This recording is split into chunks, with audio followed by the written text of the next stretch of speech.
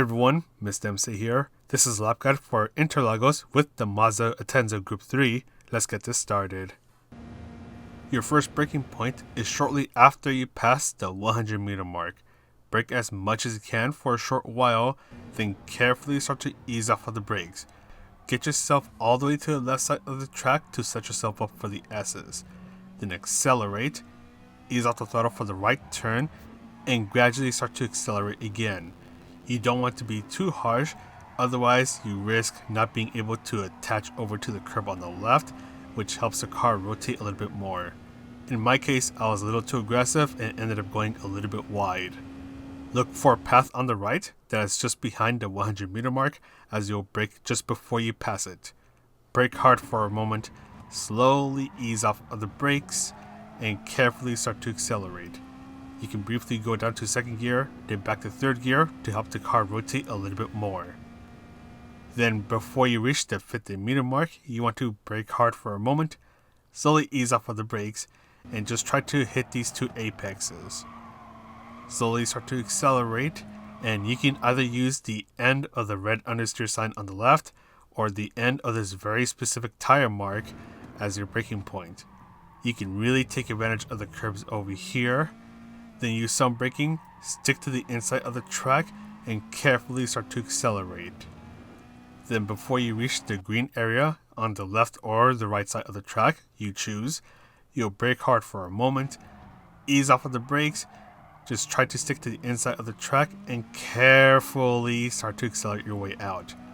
Ease off the throttle as you make this left turn, gradually accelerate again, and before you reach the 50 meter mark, that is where you will brake hard for a moment, then ease off the brakes one last time, and just try to straighten out the car before you start to fully accelerate, as the car can easily spin out at the end of that last turn. Gently make your way through this turn, and you are good to go. We'll go ahead and finish this lap, and we'll quickly talk about the strategies.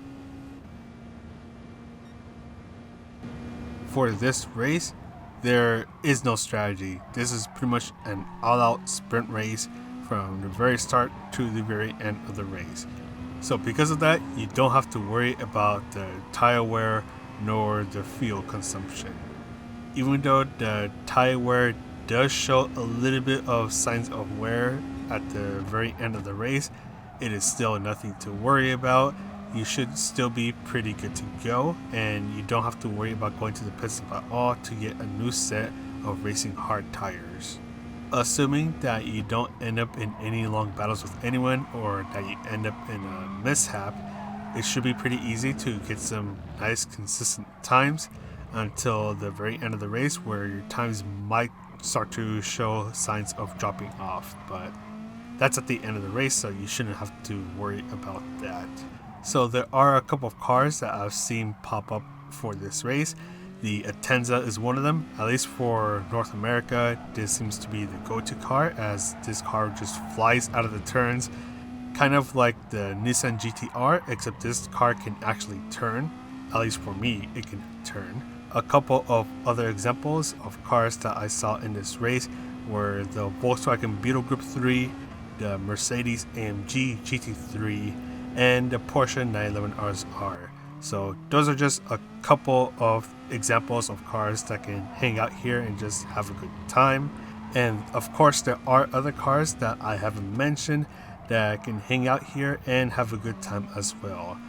But other than that, don't worry about tires and fuel. Those are nothing to worry about.